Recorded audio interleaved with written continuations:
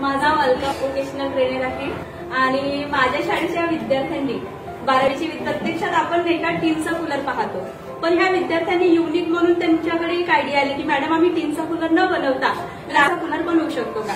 तर मग आमच्याकडे काय होता, एक प्लाय होता, त्या प्लायला आम्ही काही कूलरचा मेजरमेंट घेऊन सगळ्या गोष्टी त्यांनी कापल्या वगैरे सगळ्या व्यवस्थितपणे केलं आणि त्यानंतर काय केलं, त्या लोकांनी म्हटलं की मॅडम हा कूलर लाकडाचा आहे तर हा टिकाऊ म्हणजे टिकेल का की नाही, याच्यावर सुद्धा आमची खूप चर्चा झाली मुलांसोबत। मग त्यांनी म्हटलं की मॅडमला ट्राय तर करू, बनवूनच घेऊ की प्रत्यक्षात कूलर युजला येईल किंवा नाही। त्यानंतर काय होता, हा एक्झॉस्ट फॅन होता। हा एक्झॉस्ट फॅन खूप वर्षानंतर आधीचा इथंच होता, शाळेला आलेला होता तो। तर मी शाळेत जो सामान यायचा आणि त्याच सामानामधून मी काय केलं की विद्यार्थ्यांना त्याच सामानाचा यूज कसा करता येईल आणि त्यापासून त्यांना कोणत्या गोष्टी शिकता येईल याचा मी प्रयत्न केला। त्या एक्झॉस्ट फॅनला आम्ही कनेक्ट केला, त्यानंतर मोटरचा प्रयत्न केला। इथं टब आणला होता विद्यार्थ्यांनी, त्याच्यामध्ये प्लास्टिकचा टब घातला होता आणि मोटर सुद्धा आम्ही चालू केला होता पाण्याच्या कंडिशन। त्यानंतर ग्राइंडर मशीन आणली होती विद्यार्थ्यांनी, ग्राइंडर मशीननी त्यांनी काय केलं, हे सगळे त्यांनी स्टेप बाय स्टेप पूर्ण कापून